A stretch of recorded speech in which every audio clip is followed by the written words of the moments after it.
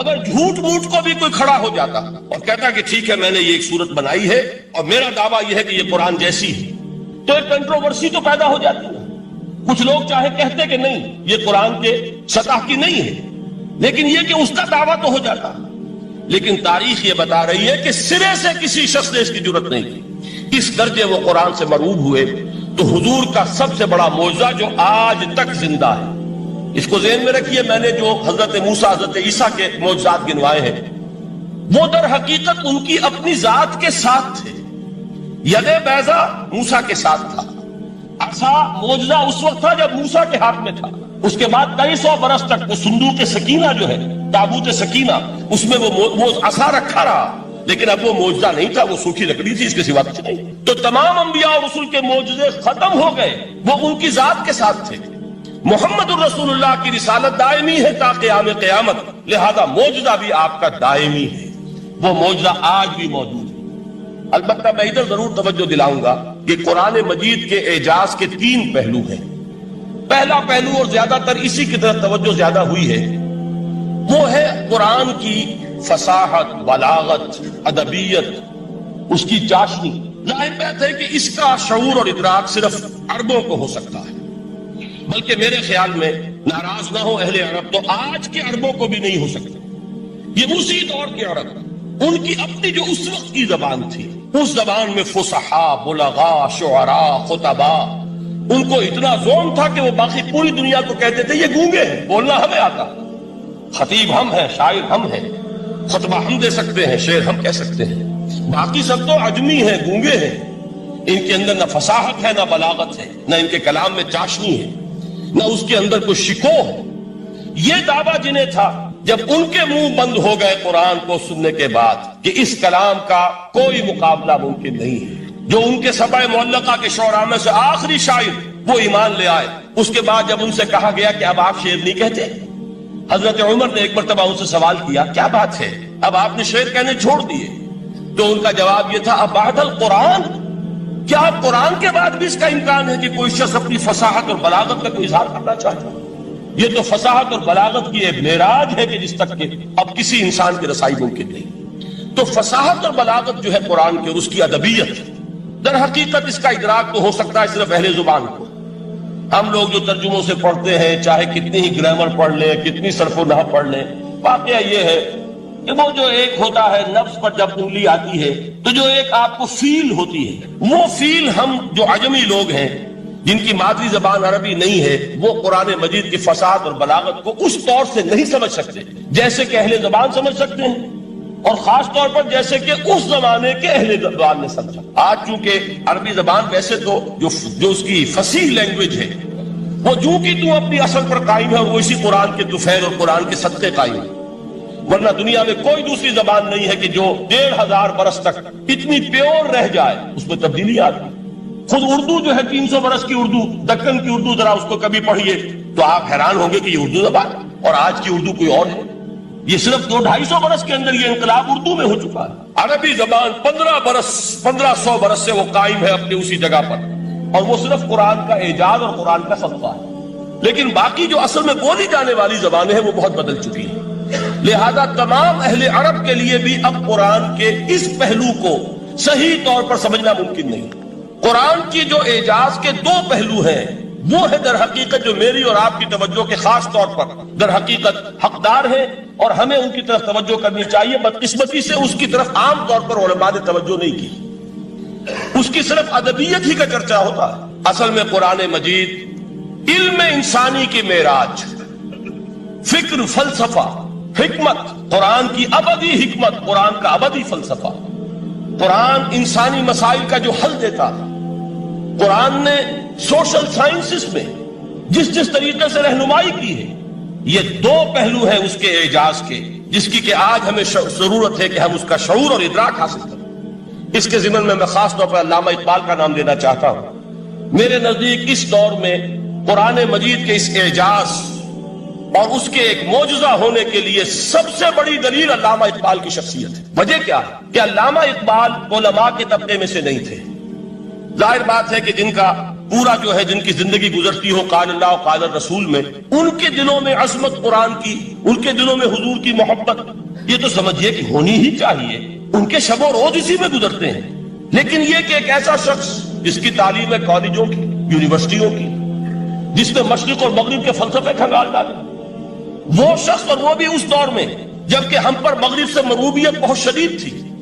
آج تو وہ مروبیت بہت کم ہو چکی ہے. آج تو ہمارا عام نوجوان جو ہے وہ آنکھوں میں آنکھیں ڈال کر بات کرتا ہے، اس میں خود اعتمادی ہے. ہمارا بھی اپنا ایک معاشی نظام ہے، ہمارا اپنا ایک سیاسی نظام ہے، ہمارا ایک اپنا سماجی نظام ہے، ہماری اپنی سوشل ویلیوز ہیں.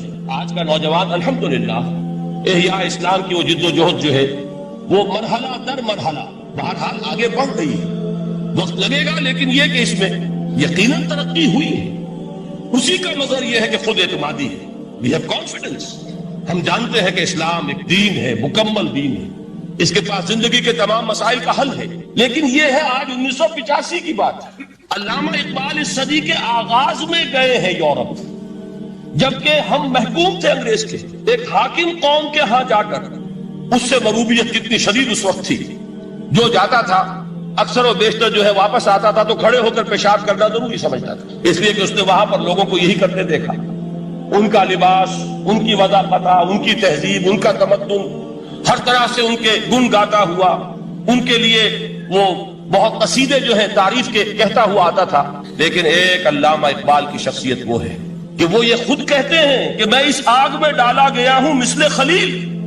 مغربی تہذیب کے اس الاؤ میں مجھے اس طرح ڈالا اللہ نے جیسے کہ حضرت ابراہیم کو آگ میں ڈلوایا. میں اس تہذیب کے اس الاؤ کے اندر سے ہو کر آ رہا ہوں، اور میں نے یہ دیکھ لیا ہے کہ یہ تہذیب کھوکھلی ہے، اس کے اندر کوئی پائیداری نہیں ہے.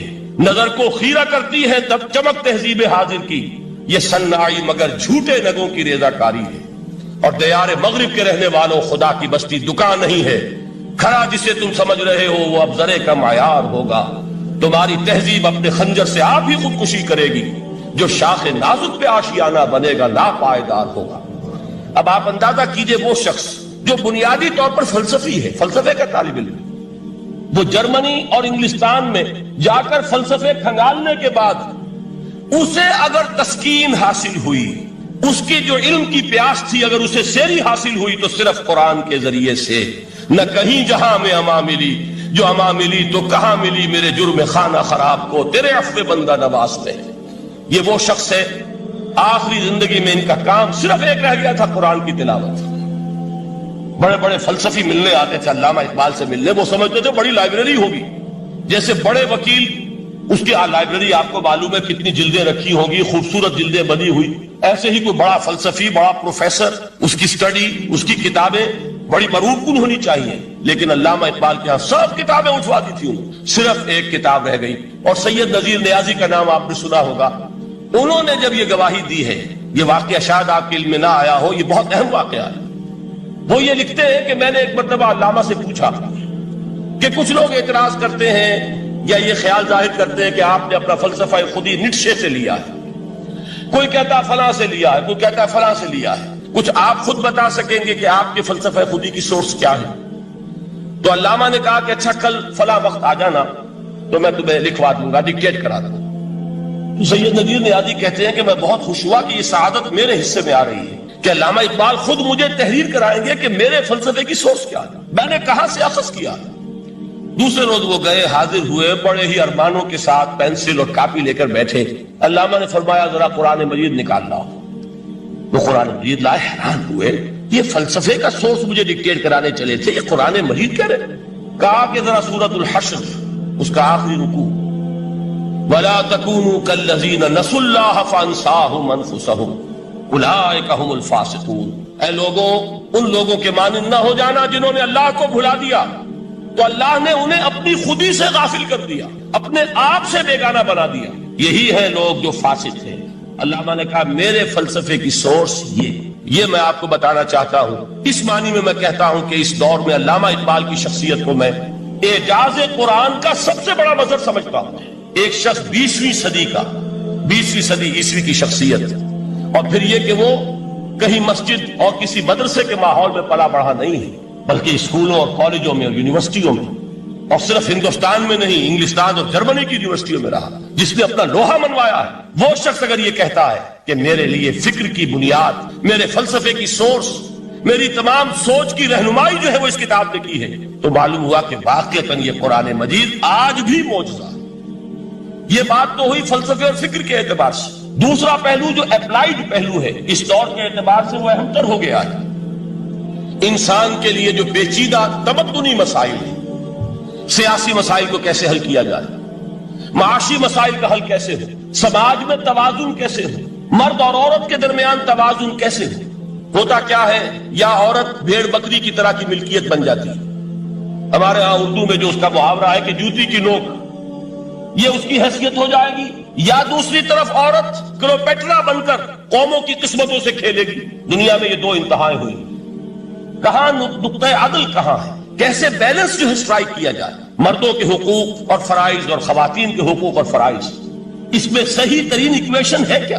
اسی طریقے سے فرد اور اجتماع، فرد اور ریاست، یا تو یہ کہ انسان کی انفرادی آزادی اتنی جا رہی ہے، مادر پدر آزاد، جس کا مظہر یہ ہے کہ آج انگلستان میں دو مرد بھی میاں اور بیوی کی حیثیت سے رہ سکتے ہیں، قانون تسلیم کرے گا ہسبینڈ اینڈ وائف، ان کو وہی حقوق حاصل ہو، یہ ہے وہ آزادی۔ اور یا پھر یہ ہے کہ جو روس میں ہے یا دوسرے ممالک میں ہے کہ آزادی بالکل ختم، اور معلوم ہوا کہ ٹوٹلیٹیرین سوسائٹی، مستبدانہ نظام، ان کے درمیان نقطہ عدل کہاں ہے؟ اسی طرح سرمایہ اور محنت، اگر ذرا سا سرمایہ کو چھوٹ ملتی ہے وہ مزدور کا خون چوستا ہے اور اس کا حق اس کو نہیں دیتا۔ اقبال نے بہت خوبصورت انداز میں کہا ہے کہ خواجہ از خون رگے مزدور سازد لال نام، از جفائے دہ خدایاں کشت دہ کا نا خراب، انقلاب انقلاب انقلاب۔ ایک طرف سرمایہ دار ہے جو مزدور کی رگوں میں سے خون نچوڑ کر سرخ شراب کا پیمانہ لے کر بیٹھا ہوا ہے، وہ در حقیقت مزدور کا خون ہے جو پی رہا ہے۔ ایک طرف وہ زمیندار اور جاگیردار ہے جو کاشتکار کا خون جو ہے چوس رہا ہے۔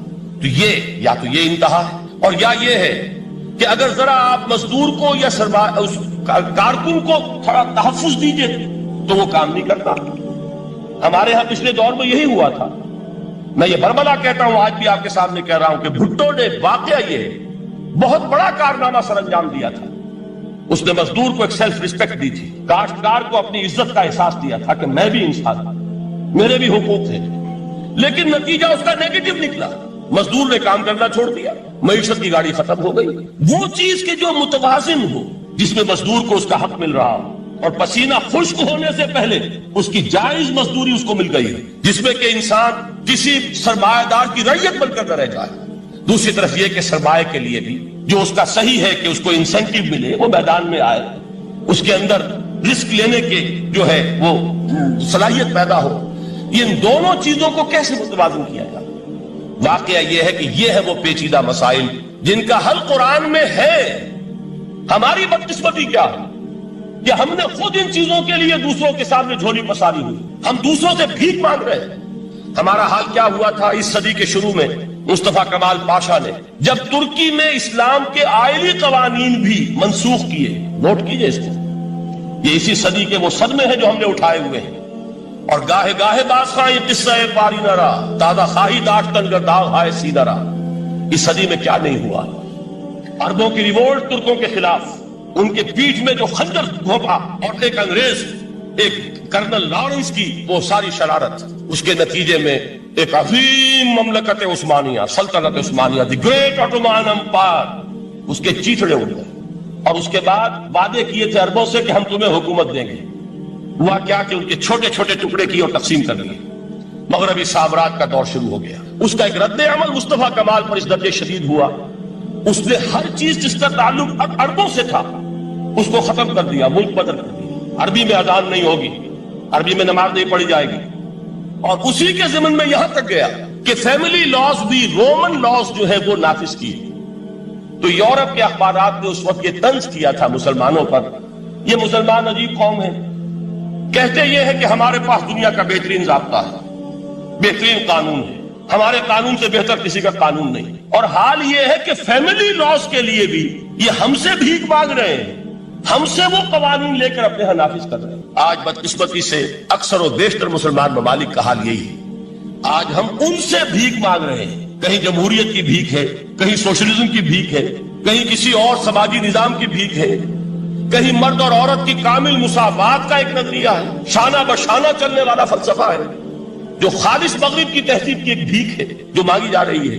کاش کہ آج قرآن کے اس اصل اعجاز کی طرف، جو اس کا اصل معجزہ اس دور کے لیے، میں نے عرض کیا کہ اعجاز قرآنی کا وہ معجزہ کہ وہ فصاحت اور بلاغت کی معراج، وہ یا تو اپریشیٹ کر سکتے اہل عرب، اور اہل عرب میں سے بھی حقیقت میں وہ جو قدیم جاہلی شاعری کے جاننے والے ہیں جو بہت کم رہ گئے ہیں، وہ جان سکتے ہیں کہ جب قرآن نازل ہوا تو کیوں زبانیں گنگ ہو گئی تھی، کیوں کوئی ایک شخص جھوٹ موٹ کو بھی مدعی بن کر نہیں آ سکا کہ یہ میں نے قرآن کی جیسی ایک کتاب یا قرآن جیسی ایک سورت یا قرآن کی طرح کے چند جملے میں نے موضوع کر دیے ہیں۔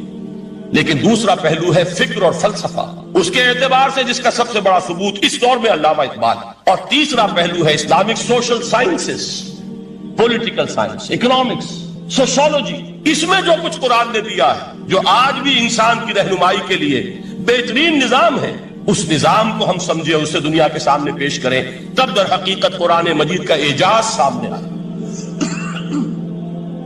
یہ دو پہلو تو میں نے وہ عرض کیے ہیں کہ جو کسی غیر مسلم کو بھی نظر آئے۔ قرآن کا پریزروڈ ہونا، اس کی انٹیگریٹی، اوتھینٹسٹی، یہ چیزیں وہ ہے کہ جو سب نے مانی۔ قرآن کے ذریعے تاریخ انسانی کا عظیم ترین انقلاب برپا ہونا، یہ وہ بات ہے کہ جو کسی اندھے کو بھی دیکھنی پڑتی ہے۔ اس حقیقت کا اعتراف دشمن کو بھی کرنا پڑتا۔ میں یاد دلا دوں آپ کو، ایچ جی ویلز، آپ نے نام سنا ہوگا، سائنٹیفک فکشن میں اس کا بڑا اونچا مقام ہے، لیکن اس نے تاریخ نسل انسانی پر بھی دو کتابیں لکھی، a short history of the world اور a concise history of the world. Concise history of the world میں وہ شخص حضور کے ذکر پر جب آتا ہے تو میں صرف ذکر کر رہا ہوں، نقل کفر نہ باشد، اس نے حضور کی شخصیت پر بڑے رقیق حملے کیے ہیں، بڑے گھٹیا حملے کیے۔ حضور کی خاص طور پر تعدد ازدواج کا جو معاملہ ہے، یہ کڑوی گولی ان کے حلق سے اتر نہیں سکتی، اس لیے کہ ان کا آئیڈیل ہے حضرت مسیح اور حضرت یحییٰ، جان دی بیپٹسٹ اینڈ جیسس آف نزارت۔ ان دونوں نے ایک شادی بھی نہیں کی، تجرد کی زندگی بسر کی، لہذا ایک شادی بھی ان کے نزدیک گھٹیا فعل ہے۔ تو حضور نے تو کی ہیں 11 شادیاں، 11 نکاح کے۔ یہ جو کڑوی گولی ہے یہ ان کے حلق سے نیچے نہیں اترتی، اس لیے میں انہیں معذور سمجھتا ہوں۔ تو اس نے اس پہلو سے تو بڑے حملے کیے، لیکن خطبہ حجۃ الوداع کے وہ جملے جو ہے تاریخی، پورے کے پورے اس نے کوٹ کیے، لا فضل لعربی علی عجمی ولا لعجمی علی عربی ولا لاحمر علی اسود ولا لاسود علی احمر الا بالتقوی کلکم بنو آدم وآدم من تراب۔ کسی عرب کو کسی عجمی پر کوئی فضیلت نہیں، کسی عجمی کو کسی عرب پر کوئی فضیلت نہیں، کسی گورے کو کسی کالے پر کوئی فضیلت نہیں، کسی کالے کو کسی گورے پر کوئی فضیلت نہیں سوائے تقوی کے۔ تم سب کے سب آدم کی اولاد ہو اور آدم مٹی سے بنائے گئے تھے۔ یہ الفاظ لکھ کر کہتا ہے کہ جہاں تک human fraternity, equality and freedom, تین الفاظ نوٹ کیجئے، انسانی حریت، انسانی مساوات، انسانی اخوت، کہتا ہے جہاں تک ان تین چیزوں کے واز ہیں، سرمنز کا تعلق ہے، وہ تو دنیا میں پہلے بھی بہت کہے گئے۔ عیسائی ہونے کے باوجود خاص طور پر نام لیتا ہے جیسس آف نزارت۔ سرمنز تو حضرت مسیح کے ہاں بھی بہت مل جائیں گے کہ تمام انسان برابر ہیں، سب کو بھائی بھائی ہونا چاہیے، سب انسان آزاد ہیں، تمیز بندہ و آقا فساد آدمیت ہے۔ لیکن وہ کہتا ہے کہ یہ ماننا پڑتا ہے تاریخ انسانی میں پہلی مرتبہ ان اصولوں پر ایک انسانی معاشرہ قائم کیا محمد نے صلی اللہ علیہ وسلم۔ یعنی حضور کے ساتھ یہ معاملہ ایمپٹی سلوگنز کا نہیں ہے، یہ صرف واز نہیں ہے، یہ صرف سرمنز نہیں ہیں، یہ ایمپٹی سلوگنز نہیں ہیں۔ He translated these things into actuality، ایک حقیقت، ایک واقعہ کی شکل دی ہے محمد نے صلی اللہ علیہ وسلم۔ وہ معاشرہ پیدا کیا جس میں انسانی اخوت، انسانی مساوات اور انسانی حریت، یہ تینوں اقدار بتمام و کمال موجود تھی۔ یہی وجہ ہے اس صدی میں نوٹ کیجئے، گاندھی جی، موہن داس کرم چند گاندھی، جس کو آج پوری دنیا میں تسلیم کیا جاتا ہے، عالم عرب میں بھی مہاتما گاندھی کی بڑی عزت ہے۔ پنڈت نہرو کا کسی زمانے میں استقبال ہوا تھا ریاض میں، تو ہمیں بہت غصہ آیا تھا کہ مرحبا برسول السلام، welcome to the prophet of peace, یہ الفاظ تھے کہ جن سے پنڈت نہرو کا استقبال۔ غصہ ہمیں بہت آیا، یہ رسول کا لفظ استعمال کر دیا انہوں نے۔ بعد میں ہم نے سوچا بھائی رسول کے معنی ان کے ہاں ایلچی کے ہیں، تو انہوں نے اس کو اپنی جو بھی غلطی میں سمجھا یا صحیح سمجھا، اس کو چھوڑ دیجئے، میں کوئی سیاسی گفتگو نہیں کرنا چاہتا، انہوں نے سمجھا کہ یہ شخص اس وقت امن کا پیغام بر ہے، لہذا اس کو ویلکم کیا۔ بہرحال گاندھی جی کا جہاں تک معاملہ ہے، آپ کے علم میں ہے کہ پوری دنیا میں اس شخص کی عظمت کو تسلیم کیا گیا ہے۔ ہمارا معاملہ ہندوستانی مسلمانوں کا معاملہ یہ دوسرا ہے۔ وہ تو آپ کو معلوم ہے کہ جوتا جسے کاٹتا ہے اسے پتا چلتا ہے کہ یہ جوتی کاٹ رہی ہے، ورنہ دیکھنے والے کو پتا چلے گا بڑا خوبصورت جوتا ہے، بڑا عمدہ جوتا ہے، کوئی اس میں خرابی نہیں ہے، لیکن جسے وہ پنچ کر رہی ہے اسے پتا ہے کہ یہ ہے کیا۔ اس اعتبار سے ہمارا معاملہ علیحدہ ہے، لیکن دنیا کو بہت خوبصورت اور بہت ہی اعلیٰ اور بہت ہی اونچی شخصیت ایک نظر آتی ہے۔ بہرحال ایک پہلو سے یقیناً ماننا پڑے گا اس کی عظمت کو کہ ہندو قوم کے لیے اور ہندوستان کے لیے، اس کی آزادی کے لیے جو عظیم جدوجہد کی ہے، اس میں کوئی شک نہیں۔ میں اس وقت جو بات عرض کرنا چاہتا ہوں کہ 1937 کا تصور کیجئے۔ 1937 میں آپ کو معلوم ہے 1935 میں قانون بنا تھا اور پہلی مرتبہ الیکشنز ہوئے تھے بر صغیر میں 1937، اور وہ ہوئے تھے صوبائی الیکشنز۔ ان کے نتیجے میں وزارتیں قائم ہوئی، مسلم لیگ نے بائیکاٹ کیا تھا الیکشن کو، لہذا پورے ہندوستان میں تمام صوبوں میں کانگریس کے وزراء کی وزارتیں بنی۔ ہریجن اخبار میں ایک مقالہ لکھا تھا گاندھی جی نے اس وقت، جس میں کہ ان کانگریسی وزراء کے سامنے نصیحت کے انداز میں یہ بات رکھی تھی کہ آج جب کہ آپ لوگوں کو اختیار مل رہا ہے اور حکومت، یہ پہلی انسٹالمنٹ تھی جو انگریزوں نے دی تھی ہمیں، سیلف رول یا ہوم رول کی پہلی انسٹالمنٹ تھی، تو جو بھی تمہیں اختیارات مل رہے ہیں اس میں میں تمہارے سامنے حضرت ابو بکر اور حضرت عمر کی مثال کرتا ہوں۔ یہ ہے وہ بات کہ جادو وہ جو سر چڑھ کر بولے۔ عربی میں کہتے ہیں الفضل ما شہدت بہ الاعداء، اصل فضیلت وہ ہے جس کا کہ دشمن اعتراف کرے۔ مہاتما گاندھی اگر اعتراف کر رہا ہے کہ تاریخ انسانی کی عظیم ترین شخصیتیں حکومت کی سطح پر وہ ابو بکر اور عمر ہیں، تو ابو بکر اور عمر کس درخت کے پھل ہیں؟ وہ شجرہ طیبہ، شجرہ نبوت ہے کہ جس کے پھل ہیں ابو بکر اور عمر، جن کو تربیت دی ہے محمد نے صلی اللہ علیہ وسلم۔ تو معلوم ہوا کہ یہ چیزیں وہ ہیں کہ جس کا لوہا آج دنیا مان رہی ہے، لہذا ہمیں قرآن مجید کے اعجاز کے پہلو سے ان اعتبارات سے خود بھی توجہ کرنی چاہیے اور دنیا کو بھی ادھر متوجہ کرنا چاہیے۔ اب میں تبرکاً 3 مقامات سے میں نے آیات پڑھی ہیں، قرآن مجید کی عظمت کا وہ ادراک اور شعور جو ہمیں ہو سکتا ہے، ہم وہ کہ جو قرآن کو مانتے ہیں اللہ کا کلام، ہم اس بنیاد پر سمجھے کہ اللہ نے اپنے کلام کی کیا مدح کی ہے۔ اور نمبر 2 یہ فارسی کا ایک مصرع ہے کہ قدر گوہر شاہ دانت یا بدانت گوہری، ہیرے جواہرات کی قدر و قیمت یا بادشاہوں کو معلوم ہوتی ہے جو ان میں کھیلتے ہیں، اور یا یہ کہ جوہری کو جو ان کا کاروبار کرتا ہے، جانتا ہے، پہچان ہے، پرکھتا ہے۔ عام آدمی کو کیا پتا، اس کے ہاتھ پہ اگر کوئی آپ ہیرا رکھ دیں، وہ شبد شاید کو کوئی کانچ کا ٹکڑا، اسے اس کے اندر کوئی فرق محسوس نہیں ہوگا۔ قدر گوہر شاہ دانت یا بدانت گوہری، کہ ہیرے جواہرات جو ہیں ان کی قدر و قیمت کا اندازہ یا بادشاہوں کو ہوتا ہے یا جوہری کو ہوتا ہے۔ تو قرآن مجید کا عظمت کا صحیح ادراک یا اللہ کو ہے یا محمد رسول اللہ کو ہے صلی اللہ علیہ وسلم۔ باقی جو کچھ دنیا دیکھتی ہے وہ تو وہ ظاہر کا ایک پہلو ہے، وہ تاریخی حقائق ہے جو میں نے آپ کے سامنے رکھے۔ باقی قرآن مجید کی عظمت کا کوئی صحیح ادراک ہو سکتا ہے یا وہ اللہ تعالیٰ کی زبانی اور یا ہوگا محمد رسول اللہ صلی اللہ علیہ وسلم کے فرامین کی روح سے۔ اسی لیے میں نے 3 جگہ سے آیات پڑھی ہیں۔ ایک مقام سے سورہ رحمان کی ابتدائی 4 آیات، سورہ یونس کی 2 آیات، سورہ حشر کی 1 آیت، اور 3 احادیث نبویہ ہیں جن کا میں نے ذکر کیا ہے، اس لیے کہ تیسری جو ہے وہ بہت طویل حدیث ہے، وہ پوری میں اس وقت نہیں پڑھ سکتا تھا، اس کے صرف ابتدائی اور آخری کلمات میں نے اس وقت آپ کو سنائے۔ میں تھوڑی سی تشریح ان کی کروں گا تاکہ قرآن مجید کی عظمت کا جو نقش میرے اور آپ کے قلب پر ہونا چاہیے وہ صحیح در حقیقت ان آیات اور احادیث کی روشنی میں ہمارے دلوں پر قائم ہے۔ دیکھیے قرآن مجید کی عظمت یہ کلام ہے، اس کی کلام کی عظمت کا پہلا پہلو ہے متکلم کی عظمت کے اعتبار سے۔ عربی میں کہا جاتا ہے کہ کلام الملوک ملوک الکلام ہے، بادشاہوں کا کلام کلاموں کا بادشاہ ہوتا ہے۔ بادشاہ جب گفتگو کرے گا معلوم ہوگا شاہانہ انداز ہے، ایک کوئی بھکاری گفتگو کرے گا یا کوئی گجرا گفتگو کرے گا، سبزی فروش کرے گا، کوئی مچھلی فروش کرے گا، ہر ایک کا پتہ چل جائے گا کہ کون بولا، وہ جس کو کہتے ہیں کہ تانت باجی راگ پایا، دو جملے کوئی شخص بولے گا پتہ چل جائے گا کتنے پانی میں ہے، اس کے علم کا، فضل کا، تہذیب کا، تمدن کا کیا معیار ہے۔ اس لیے کہ کلام جو ہے در حقیقت متکلم کی پوری شخصیت کی عکاسی کرتا ہے، اس کا مقام کیا ہے، اس کا مرتبہ کیا ہے، اس کے ذہن کی بلندی کیا ہے، اس کے فکر کی گہرائی کیا ہے، اس کے افق ذہنی کی وسعت کیا ہے، اس سب کا اندازہ ہوگا کلام سے۔ تو اب یہ کلام ہے اللہ کا، معلوم ہوا کہ اللہ کی صفات کا ایک کامل عکس قرآن مجید میں موجود ہے۔ یہ بات سمجھیے، اس کو قرآن نے کس طرح بیان کیا؟ یہ وہ لطیف حقائق ہیں جن کے لیے قرآن مجید تمثیل کا پیرایا اختیار کرتا ہے۔ اب سورہ حشر کی تمثیل کیا ہے؟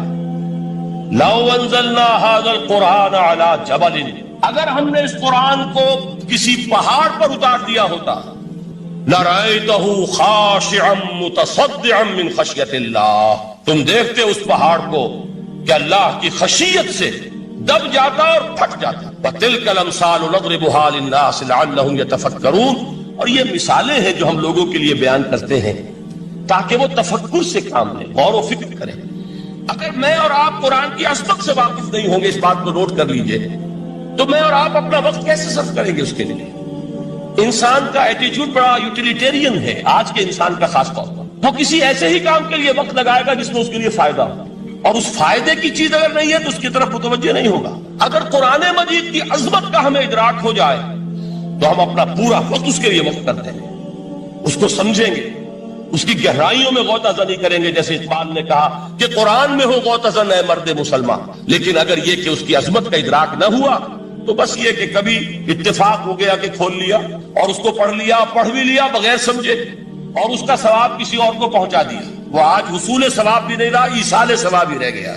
ورنہ یہ کہ بہرحال علامہ اقبال نے جو اس پر پھپتی چست کی ہے کہ بآیا تشترا کارے جزی نیست کہ از یاسین او آسا بمیری، اس قرآن کی عظیم آیات سے اے مسلمان آج تیرا سروکار صرف اتنا رہ گیا ہے کہ کوئی شخص مر رہا ہو، عالم نزع میں ہو، تو اس کو یاسین سنا کر اس کی جان جلدی سے نکال دو، آسانی سے نکل جائے، بس یہ سروکار رہ گیا۔ میں یہ نہیں کہتا کہ نہ پڑھی جائے، حضور نے فرمایا پڑھنی چاہیے، لیکن صرف یہ نہیں ہے اس کا مصرف، یہ تو انسانی زندگی کی رہنما کتاب بن کر نازل ہوئی ہے، اس کے اوپر اس اعتبار سے توجہ تم نہیں کر رہے ہو، بلکہ تمہاری اس کے ساتھ جو ہے دلچسپی صرف اتنی رہ گئی۔